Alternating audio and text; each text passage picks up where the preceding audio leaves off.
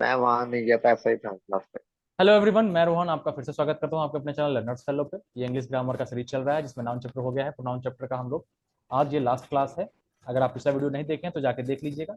Description box में link है WhatsApp group, वहां से ज्वाइन करके और उसमें फिर जूम ऐप का लिंक मिल जाएगा व्हाट्सएप ग्रुप में आपको। और प्रत्येक रात 10 बजे निःशुल्क ये कक्षाएं चलती हैं, क्लास चलती है जीएसटी की तैयारी के लिए। तो आप यहाँ से जुड़ के अपनी तैयारी को और अच्छी कर सकते हैं।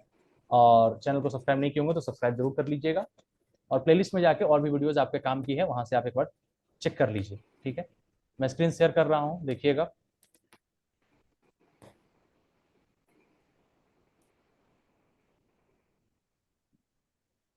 तो सभी चीज का एक ही मतलब की पॉइंट अगर निकालिएगा ना कि जड़ क्या है सिलेक्शन का, या कोई भी जो होता है सेलेक्ट, तो एक ही चीज है। आपको जैसे कि एक वो कहते हैं ना कि एक देहात में एक वर्ड है, जैसे थेथर होना, मतलब थेथर जैसे जो काम एक ही चीज को बार बार करेगा जो बच्चा, तो कहेंगे थेथर है। ये देसी वर्ड है। कहने का मतलब है कि जैसे नहीं कहते एकदम जिद्दी टाइप का, जिसको कह लीजिए, अगर उसके लिए हिंदी वर्ड यूज करेंगे। ढीठ। ढीठ, हाँ ढीठ कह सकते हैं। एकदम ढीठ है ये तो वो ठेठ आपको बनना ठेठ कहते पड़ेगा। ठेठ। हाँ, वो आपको बनना पड़ेगा इस चीज के लिए। क्यों ढीठ बनना पड़ेगा? एक एग्जाम दिए नहीं हुआ, तो कुछ लोग कहेंगे नहीं हुआ, दो एग्जाम दिए, तीन एग्जाम दिए, चार एग्जाम दिए, नहीं हुआ। तो आपका इस वजह से आपका मोरल तो डाउन होता है कि हाँ हमने तैयारी की थी, ये की थी। लेकिन आपको कहीं ना कहीं तुरंत ये चीज एक्सेप्ट करना होता है कि कमी खुद में थी। क्योंकि हमारे ही आपके जैसे बच्चे उसमें 5 सीट अगर ही है आया, तो सेलेक्ट तो हुए ना कोई। वो भी तो पढ़ा होगा, कहीं ना कहीं उसकी नॉलेज आपसे अच्छी है, या कोई भी कारण रहा हो, या उसने अच्छा एग्जाम में परफॉर्म किया होगा, नॉलेज भले कम रहा हो, होता है ऐसा। तो प्रेजेंस ऑफ माइंड उसका अच्छा रहा होगा, कोई ना कोई तो सेलेक्ट हुआ। ऐसा तो नहीं है कि 7 सीट आया तो 7 सीट खाली रह गया। तो आपको उस लेवल का बनाना है खुद को। तो ढीठ इसलिए कह रहा हूं कि बनना पड़ेगा कि अगर एक एग्जाम नहीं हुआ, दो एग्जाम नहीं हुआ, इस बार जीएसटी में अगर आपका पॉइंट से छट गया, कोई दिक्कत नहीं है। इस चीज को हम तुरंत एक्सेप्ट करेंगे कि ठीक है, जो भी वजह रहा हो, इस वजह को हम भूलते हैं, जो गलती हुई उसको सुधारेंगे। अपने में कमी कुछ ना कुछ रह गई, पढ़ाई में और मेहनत करेंगे। दिल से आवाज आनी चाहिए कि हाँ हमने अपना 100% दिया है। और जब ये आवाज आएगी 100% दिया है, तब ऐसा हो नहीं सकता कि आपका सिलेक्शन नहीं होगा। भैया, इसमें एज क्राइटेरिया तो मतलब जनरल के लिए 30 है, ओबीसी के लिए 33 है हाँ, और एस सी की 35। 35 यानी कि हाँ, 35। सही है, यही है। तो कहने का मतलब आपको ढीठ बनना पड़ेगा। एक एग्जाम ना निकले, दो एग्जाम ना निकले, चार एग्जाम ना निकले, पांच एग्जाम ना निकले, तो ये कभी मत सोचिएगा कि आप काबिल नहीं है, आपको आता नहीं है। कम से कम आप ये सोचिए कि आपके पास 5 एग्जाम का अनुभव है, जो कि एक फ्रेशर कैंडिडेट से कई गुना बड़ा है, नॉलेज से काफी ज्यादा। कहते हैं ना कि क्या कहते हैं, experience is far best greater teacher. Than knowledge. उससे काफी ज्यादा है। किसी के पास नॉलेज और किसी के पास एक्सपीरियंस है। एक्सपीरियंस बहुत बड़ी चीज है। ठीक है, तो एक्सपीरियंस आपके पास 5 एग्जाम का है। आपने जैसे क्यों कहता है कि हमारे पास 4 अटेम्प्ट से नहीं हुआ मेरा जीएसटी। भाई तो नहीं हुआ तो कोई बात नहीं है, नॉलेज की कमी आप में नहीं है। आपको कुछ स्ट्रेटजी में चेंज करने की जरूरत है, कुछ टॉपिक नया पढ़ने की जरूरत है, या जिस तरीके से पढ़ रहे हैं उसमें बस आपको चेंज लाने की जरूरत है। नॉलेज है आपको, आप और कम से कम साथ साथ आपको 5 बार का अनुभव भी तो है। जो बच्चा नए बार पहली बार पेपर देगा वो थोड़ा सा टेंशन में रहेगा, ये रहेगा। आप ऑलरेडी पता है कि किस तरह का पेपर आना है, किस तरह के प्रीवियस ईयर आते हैं, ये उस चीज का आपको फायदा उठाना है। अगर डिमोटिवेट हो जाएंगे तो फिर नया कैंडिडेट आपसे अच्छा करके चला जाएगा। तो भाई इस चीज में भी सीनियर रहना है। अगर 4 बार पहले से पेपर हम दे रहे हैं तो हमारा और अच्छा स्कोर आना चाहिए, और होगा। इसलिए कहता हूँ थोड़ा सा जिद्दी बनना पड़ेगा इस चीज में। ये एक एग्जाम नहीं हुआ तो जब तक वही है ना, माझी के एक माउंटेन मैन का देखे ना मूवी, बिहार के ही है, पत्थर काट दिया वो। वो हम्म। पहाड़ था हाँ ना, जी, तब हाँ जी। और तोड़ेंगे नहीं उनकी जब तक उनकी पत्नी, छोड़ेंगे नहीं। उनकी पत्नी गिर गई थी, पानी लाने हाँ, जा रही उधर थी से कि रोड क्या। निकाल दिया। तो कितने 10 साल की, हम्म। 15 साल, कितने साल वो लगातार हथौड़ा और छीनी लेके काटते गए और बीच से रास्ता निकाल दिया, पत्थर को चीर दिया उन्होंने। वही जब तक तोड़ेंगे नहीं, छोड़ेंगे नहीं, वही बात है। जब तक सेलेक्ट नहीं होंगे तब तक अपनी तैयारी, अपने कलम जो है नीचे नहीं रखेंगे, हार नहीं मानेंगे। और भैया, अगर, लाइफ में बहुत डिफिकल्टीज आती हैं बट छोड़ना नहीं है। और सबके लाइफ में आती है। आपको क्या लगता है किसकी लाइफ आसान है? सीधी किसी की नहीं जाती है। मुर्दा लोग होते हैं ना, उसका लाइन देखते हैं ना हॉस्पिटल में, सीधा चला जाता है। लेकिन जो जिंदा है ना, अप्स एंड डाउन चलते रहते हैं, वही चलना चाहिए। वही लाइफ भी है। रिजेक्शन सिलेक्शन ये चलता रहेगा, और सबके लाइफ में आते हैं। आप अपने आप को ये मत सोचिएगा कि आप पहले इंसान हैं जो फेल हुए हैं। सब फेल होता है। बताऊंगा कभी कि जैसे कि एक्सपीरियंस लेने के लिए सही चाहे बिना तैयारी के बहुत एग्जाम मैंने भी दिए हैं। ये जीएसटी का ना मेरा फर्स्ट अटेम्प्ट था। कि हाँ चलो पहली बार जीएसटी दिया और पहली बार निकल गया, लेकिन क्या ये मेरे लाइफ का पहला एग्जाम थोड़ी ना था। तो जो एक्सपीरियंस की बात आपको कह रहा हूं, वो एक्सपीरियंस कहीं ना कहीं ढेर सारे एग्जाम से मुझे मिला हुआ है।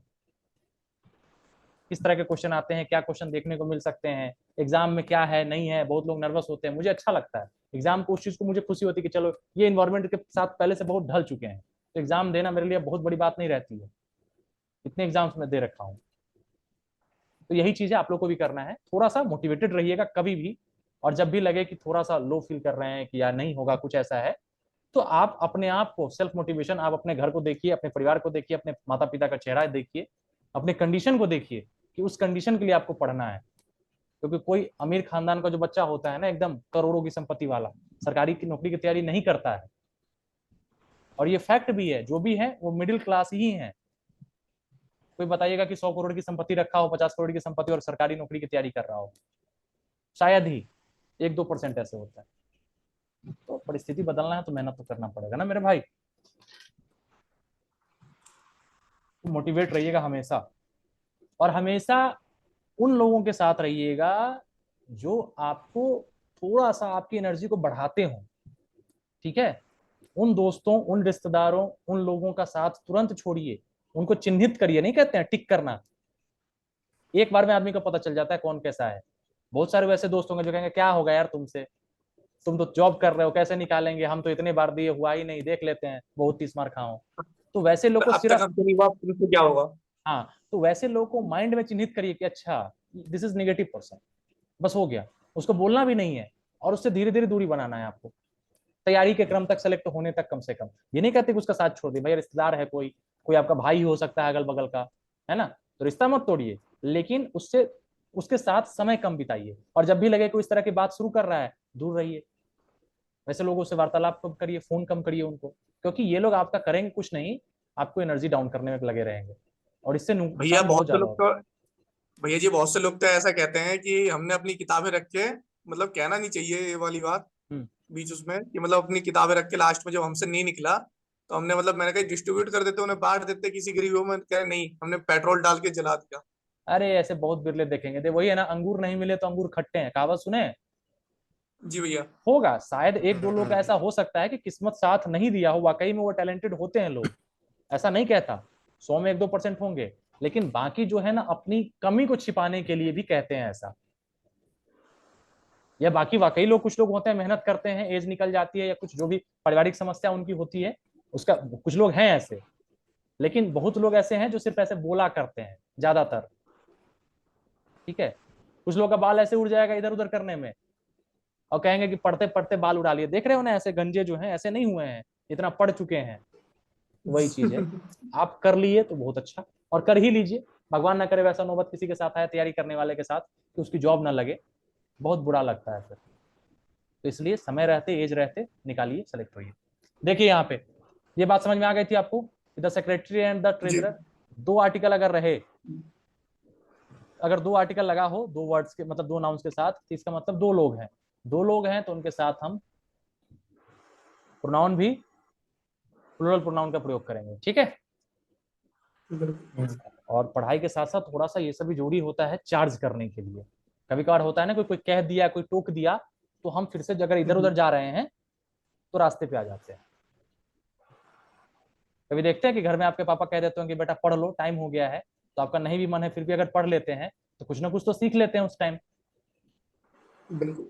लाइफ में टोकने वाला भी बहुत जरूर होता है, अगर घर में अगर आपको कोई पढ़ने के लिए कहते होंगे मम्मी पापा, बुरा लगता होगा, लेकिन इस एज में अगर किसी को बुरा लग रहा है पढ़ने के लिए कोई कहे, तो समझिए वो अपने पैर पर कुल्हाड़ी मार रहा है।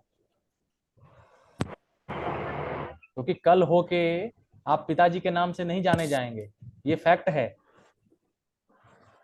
आज ना कह देंगे कि इनका लड़का है, ये 25-30 साल आपकी एज क्रॉस कर जाए, फिर लोग कहने लगेंगे कि सिर्फ आपका नाम लेंगे, कहेंगे ये निठल्ला है, कुछ नहीं करता है।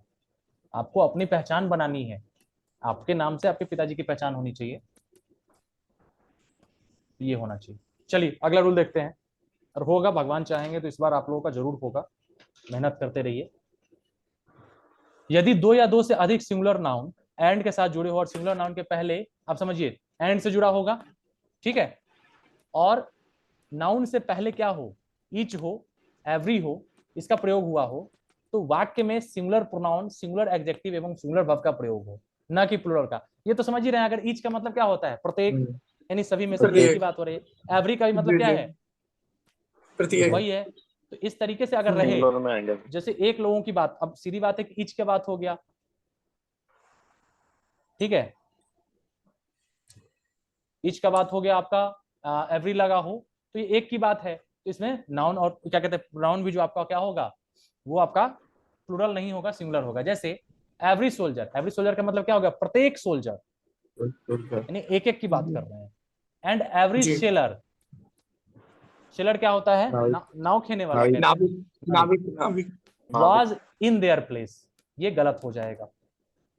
क्या हो जाएगा? वाज है, देयर प्लेस नहीं होगा, क्योंकि यहाँ पे ईच लगा है, एवरी लगा है, एवरी वर्ड लगा है ना। तो एवरी के साथ हमने देखा है कि सिंगुलर प्रोनाउन का यूज होता है और सिंगुलर आपका वर्ब भी यूज होगा। तो वाज तो है ठीक वर्ब, और यहाँ पे सिंगुलर नाउन के, सिंगुलर प्रोनाउन की जगह प्लूरल प्रोनाउन यूज है। हमें क्या करना है? सिंगुलर प्रोनाउन का। जैसे क्या हो जाएगा? Every soldier and every seller was in his place, ठीक है, वो अपनी जगह पे। क्लियर है? हिज लगाएंगे, ना कि देयर। जी भैया। क्यों लगाएंगे? क्योंकि एक एक लोगों की बात हुई है, एक लोगों की, ठीक है, प्रत्येक। अब देखिए रूल 10 क्या कह रहा है।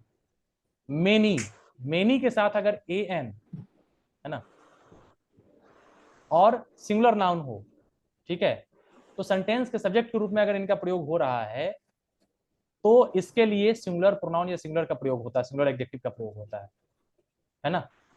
जैसे कहते हैं ना, मेनी ए मैन, भी कभी कभार सुना होगा आपने, देखा होगा कहीं, प्रैक्टिस किया होगा। या कहे जैसे मेनी अ सेलर, ठीक है, मेनी अ सेलर। अब ये क्या है? क्योंकि मेनी ए लगा है या एन लगा है, तो मेनी के साथ जी अगर कोई आपका सिंगुलर नाउन है, तो इसके साथ आपको क्या करना है? सिंगुलर प्रोनाउन ही यूज करना है, सिंगुलर वर्ब भी यूज करना है। एसबी का मतलब सिंगुलर वर्ब, और ये सोल्जर क्या है? सिंगुलर नाउन है, सिपाही। तो आप ये कंफ्यूज नहीं होगा कि मेनी का मतलब बहुत हो गया। मेनी अ सोल्जर, ठीक है, बहुत सारे सोल्जर क्या है? Has met his death in the battlefield. Battlefield का मतलब होता है युद्ध, युद्ध का मैदान, युद्ध मैदान में हारेगा। ठीक है, रणभूमि। स्वर्ग। ठीक है। मेट हिज डेथ का मतलब मौत को गले लगा लिया, इस सेंस में कह सकते हैं, या मृत्यु को प्राप्त हो गए, ठीक। अगला देखिए, ये समझ में आ गया ना, मेनी के साथ आपका सिंगुलर होगा जी ये। भैया। अगला है डिस्क्रिप्टिव प्रोनाउन के साथ क्या रूल है? सब्जेक्ट वर्ब एग्रीमेंट का। Each of, either of, neither of के बाद प्लूरल या प्लूरल प्रोनाउन का प्रयोग होता है। जैसे देखिए आप यहाँ पे, अब ईच ऑफ द उनमें से बॉयज, अब क्या है यहाँ पे के बाद प्लूरल नाउन या प्लूरल प्रोनाउन का प्रयोग होता है। अब देखिए क्या कह रहा है, ईच ऑफ द बॉय। अब यहाँ पे अब ईच है ना, तो अब जैसे ये देख चुके हैं शायद आप कहीं पे कि एक की बात कर रहे हैं, तो एक की बात हम तब करेंगे जब बहुत सारे लोग होंगे। बहुत सारे में से ही तो एक की बात हम कर सकते हैं ना, जी कि इनमें से एक या प्रत्येक। जब बहुत सारे लोग कहेंगे तो ईच ऑफ द बॉय नहीं होगा, क्या हो जाएगा? यहाँ पे आपको करना पड़ेगा, एक से ज्यादा लोग होंगे तभी ईच कहेंगे। ईच ऑफ द बॉयज यानी प्रत्येक लड़के, लड़कों में से each of the boys has a notebook. Has क्यों लगाया हमने? क्योंकि एक ही की बात हो रही है ना। ईच ऑफ द बॉयज, एक एक लड़के, है ना, और बॉयज यहाँ पे करेंगे, क्योंकि ईच हम तभी लगाएंगे जब ढेर सारे लोग होंगे, उनमें से किसी एक को हमें दिखाना है, और जब एक को दिखा दिया तो यहाँ पे उसके हिसाब से ही हम वर्ब का यूज कर लेंगे, ठीक है। जी मेन आपको यहाँ पे ध्यान देना था कि बॉय की जगह बॉयज हो जाएगा। क्लियर? जी। आगे देखिए रूल 2 क्या कहता है। Each of, either of, neither of के बाद प्लूरल नाउन के पहले द का प्रयोग होता है। अब यही ईच यहाँ पे है ना, ईच ऑफ द बॉयज हुआ, यहीं पे हो जाएगा each of the boys has their own book.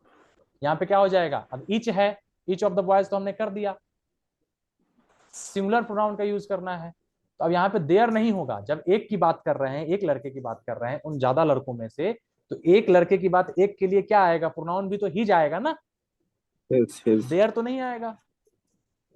तो ये देयर यहाँ पे गलत है आपका, क्या हो जाएगा? Each of the boys has लग गया क्योंकि एक लड़का है। अब यहाँ हिज लगेगा क्योंकि एक लड़का है और लड़का है इसलिए हिज लगाएंगे, ठीक है। ईच ऑफ द गर्ल्स रहता तो क्या होता, हर। Each of the girls has her own book हो जाता। बात समझ में आ गई।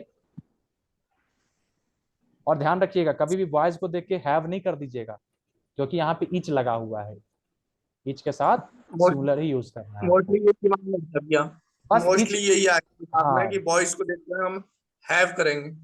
हाँ, तो ये ध्यान रखेंगे, जो नहीं कर, जो आप गलती कर सकते हो मैं बता रहा हूँ, अभी बता रहा हूँ, ठीक है। जी भैया। आपको ईच के साथ ये ध्यान रखना है कि यहाँ पे प्लुरल फॉर्म जरूर देना है क्योंकि ज्यादा दिखाइएगा तो ही एक को दिखाएंगे उसमें से।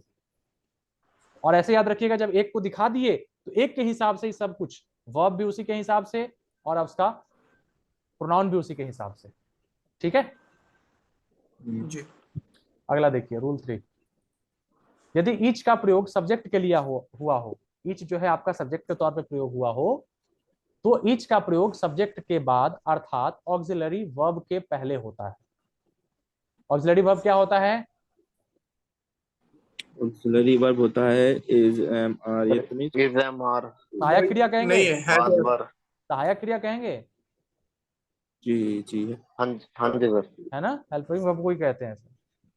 हाँ, यदि helping यदि verb कहते हैं। ईच के बाद हेल्पिंग वर्ब सब्जेक्ट, भी कहते हाँ यदि ईच के बाद have सब्जेक्ट है। के लिए, अब ईच का प्रयोग अगर सब्जेक्ट के लिए हुआ हो, ठीक है, तो ईच का प्रयोग के बाद जो ऑक्सिलरी वर्ब आएगा ऑक्सिलरी वर्ब से पहले होता है, यानी ईच जो है आपका वो ऑक्सिलरी वर्ब के बाद होगा।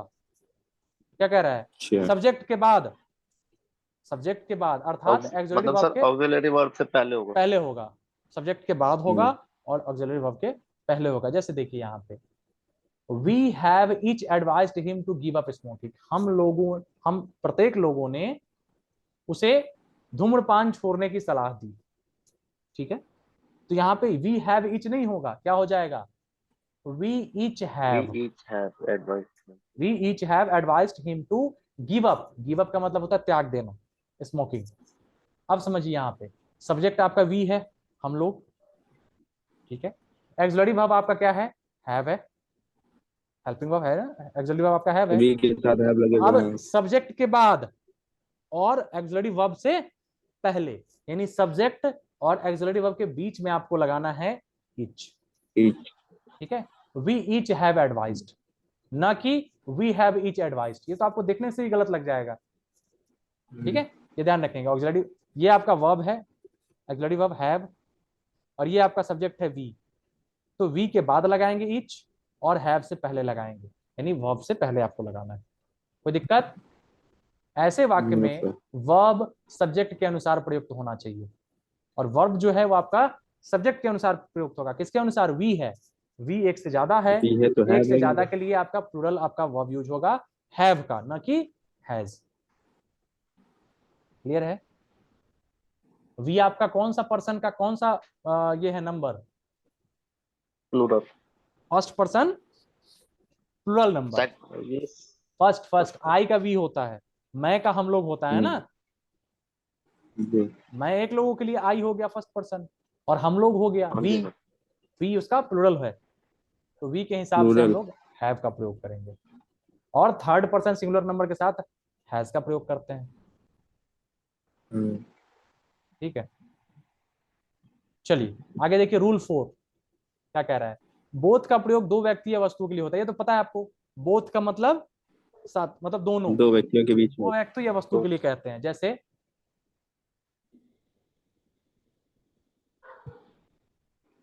दोनों शर्मिंदा हैं, दोनों छात्र शर्मिंदा ऑल हैं। The two students are guilty, यहाँ दो लोग हैं लेकिन यहाँ पे क्या कर दिया, कह रहा है कि ऑल कह दिया, यानी सभी, ये तो गलत हो जाएगा ना, सभी दो जी। स्टूडेंट गिल्टी थे, यही नहीं हो जाएगा, क्या दो लोग हैं तो क्या कह देंगे, both of the two students are guilty, जो दो लड़के थे वो कह सकते हैं I like both of you, ठीक है। सूरज जी कहें कि नहीं, अरे दोस्तों के लिए, दो दोस्त हैं तो कह सकते हैं ना, कोई कहेगा दोस्त आपका कि नहीं भाई मुझे नहीं मानते हो तुम, तो उसके लिए कहना है, सॉरी भैया, मैं था नहीं भैया, मैं अभी आया हूँ भैया। क्या अच्छा, मतलब क्या चीज पूछी थी आप भैया? मैं था नहीं। कहे हैं कि कभी किसी को कहे हैं कि नहीं आई लाइक बोथ ऑफ यू? हाँ, दोस्तों में तो बहुत कहा भैया, दोस्त मतलब एज ए बॉयफ्रेंड, मतलब बॉय ना। हाँ ठीक है। जैसे और सेंटेंस हम क्या बना सकते हैं? I like both this books. जी भैया। ठीक है, बोथ ऑफ द बुक्स कह सकते हैं, I like both of the books, मैं इन दोनों किताबों को पसंद करता हूं। अब देखिए, जी कह रहा है बोथ का प्रयोग नकारात्मक वाक्य में नहीं होता है, हमेशा पॉजिटिव सेंटेंस में ही आपका बोथ का प्रयोग होगा। ठीक है, अच्छा। निगेटिव में नहीं जी होगा। जैसे वहां I like both of you तो कह सकते थे Suraj ji, I don't like both of you नहीं कह सकते हैं। ठीक है, जी नहीं तो ऐसे ही कह के चला जाएगा सामने वाला कि तुम्हारी ग्रामर अच्छी नहीं है। ठीक है, both of them are not going, ये गलत हो जाएगा। ठीक है, यानी दोनों नहीं जा रहे हैं, इसलिए both of them are not going गलत है, क्योंकि हम बोथ का प्रयोग नकारात्मक सेंटेंस के लिए नहीं करते हैं।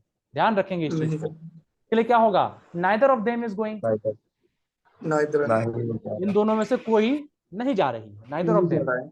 अब इज गोइंग होगा, क्यों? क्योंकि दोनों में से मतलब नाइदर का प्रयोग हमेशा इसके साथ सिंगुलर ही यूज होगा, आइदर नाइदर के साथ सिंगुलर ही।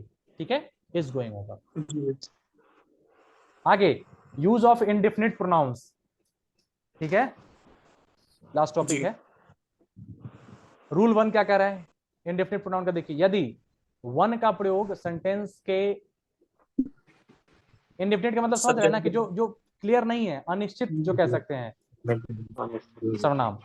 जैसे यदि वन का प्रयोग सेंटेंस के सब्जेक्ट के रूप में हो, कभी लगाते हैं ना, वन वन से शुरुआत होता है सेंटेंस, जैसे one should do this work, इस तरीके से।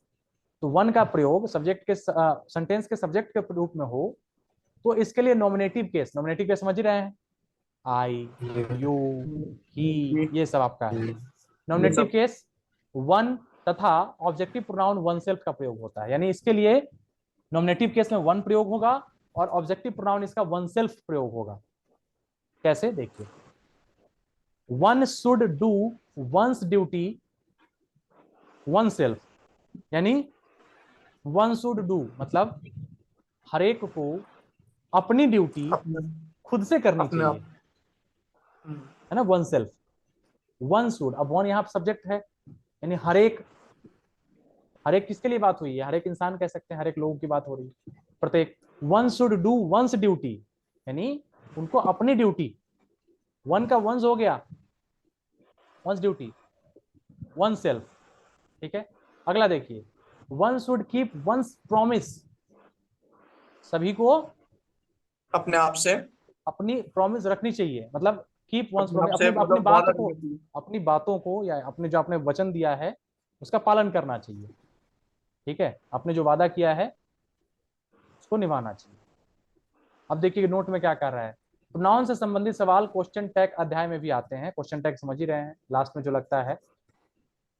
ठीक है, जी जैसे he is going, isn't he, इस तरह का देखा होगा आपने, बिल्कुल बिल्कुल भैया जी। क्वेश्चन मार्क, यही क्वेश्चन टैग है, तो क्वेश्चन टैग अध्याय को भी देखेंगे। जी ठीक है, तो इस तरीके से हमारा प्रोनाउन चैप्टर खत्म होता है। धीरे धीरे ही सही, हम लोग कछुए की तरफ चल रहे हैं, लेकिन निरंतर चल रहे हैं। ठीक है, कभी हमने शुरुआत किया था ये सेशन का, हिंदी ग्रामर शुरुआत हुआ, हिंदी ग्रामर फिनिश किया, इंग्लिश ग्रामर की शुरुआत हुई नाउन चैप्टर से, और आज ये 29वां क्लास खत्म हो गया, जिसमें हमने नाउन भी पढ़ लिया और प्रोनाउन भी पढ़ लिया। अब दो चैप्टर आप इंग्लिश ग्रामर के एक एक रूल, एक एक सेंटेंस, एक एक एग्जाम्पल और बड़े अच्छे तरीके से आपने डीपली स्टडी किया है। ठीक है, बारीकी से समझा है। शायद आप इससे पहले इस चीज को नहीं पढ़े हो इतने अच्छे से, आपने नहीं देखा हो या कुछ लोगों ने देखा भी होगा, तो एक बार आपका रिवीजन हो गया। जो लोग नहीं पढ़े थे उनको एक बार शुरुआत से लेके एक एक रूल आपको कॉम्पिटिटिव लेवल का, ठीक है, वो हमने देखा।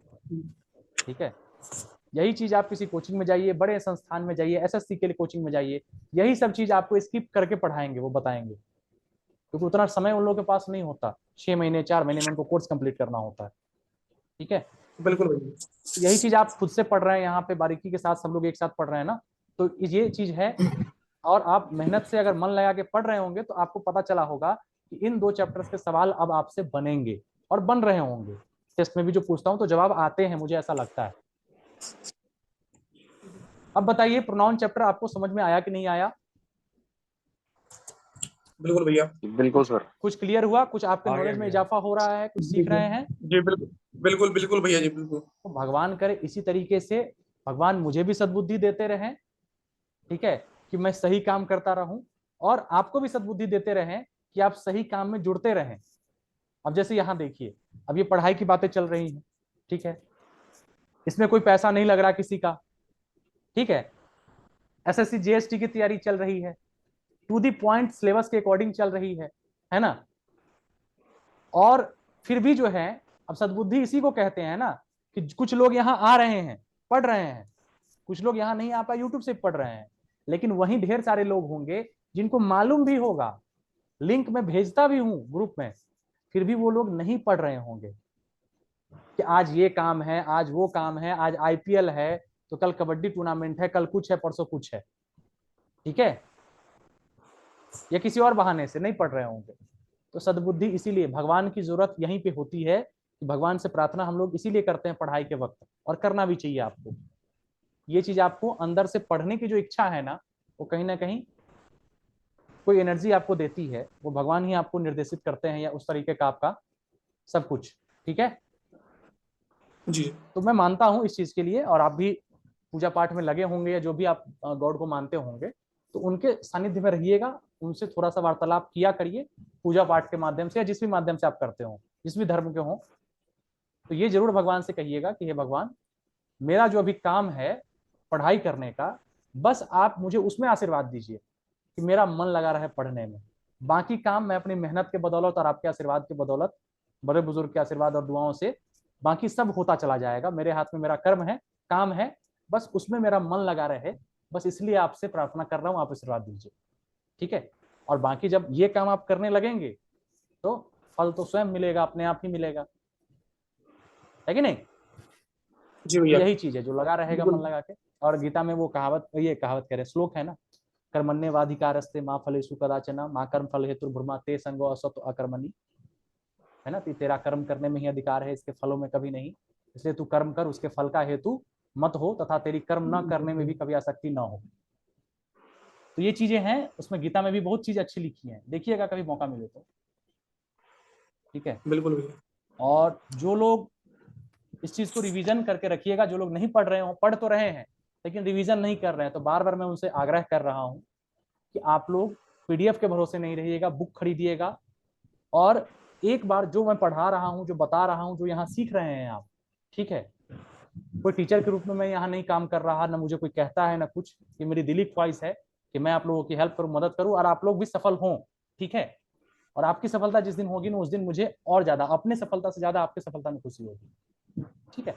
तो आप जरूर मेरे इस उम्मीद पे कम से कम खरे जरूर उतरिएगा, अपने माता पिता की उम्मीद पे खरे उतरिएगा, बिल्कुल भैया जी बिल्कुल, ठीक है। पूरी और कोशिश। हाँ, इसलिए पढ़िएगा, क्योंकि मेहनत तभी सफल होगा ना मेरे भाई, आपकी मेहनत, मेरी मेहनत, आपके गार्जियन की मेहनत, पैसे जो लग रहे हैं जिसके भी, जहां भी, आपका समय, क्योंकि उम्र है ना, एक बार जो ये हो जाएगा, निकल जाएगा टाइम, आपका लाइफ एक ही है, दोबारा पुनर्जन्म होता नहीं होता ये तो कोई देखा नहीं है, ठीक है। तो एक लाइफ है, बन जाइए अधिकारी, शौक कर लीजिए पूरे, अपने माँ बाप के सपने पूरे कर लीजिए, समाज में एक प्रतिष्ठा बनाइए, और इस काबिल बन जाइए कि आप दूसरे की मदद कर सकें, ठीक है।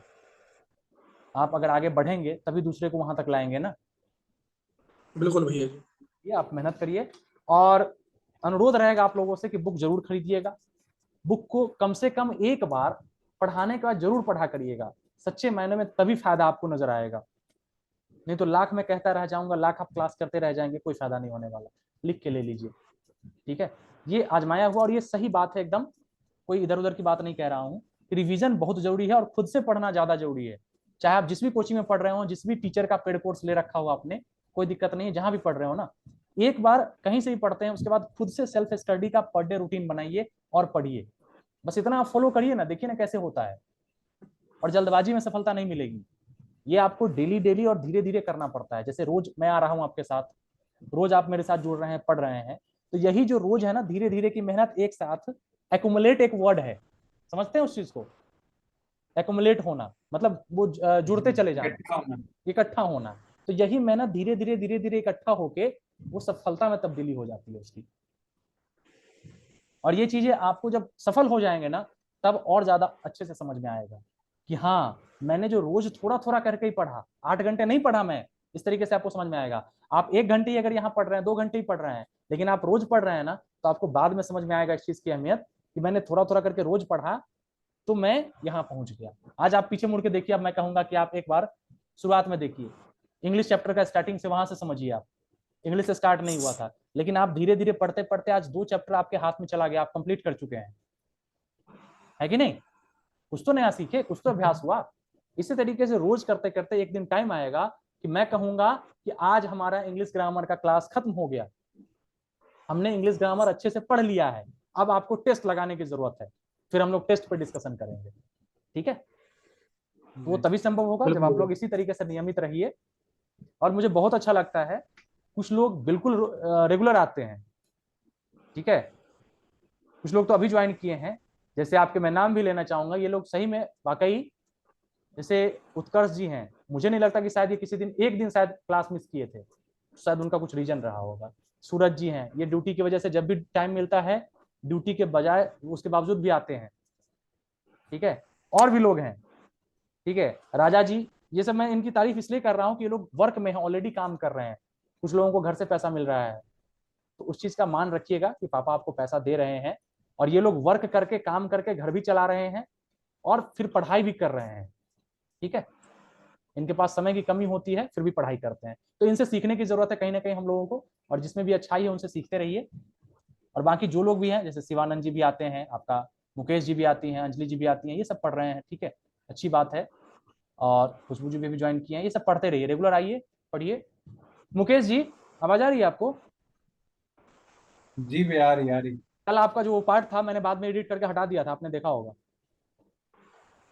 ठीक है। आपका व्हाट्सएप का नंबर हाँ मेरे जी पास भैया, नहीं था, थैंक यू, हैप्पी मैंने, बर्थडे एडवांस में। हाँ थैंक यू, वो सर्च अभी किया मैंने नहीं, आपको, अभी ठीक है, अभी है भैया, भैया अभी है टाइम, हाँ 38 मिनट। मैंने सर्च किया, 38 व्हाट्सएप मिनट। नंबर मेरे पास नहीं था आपका, नहीं तो मैं मैसेज कर देता, और मैंने बाद में एडिट करके उसको हटा दिया नहीं था। नहीं, जी जी भैया, बहुत बहुत शुक्रिया। वो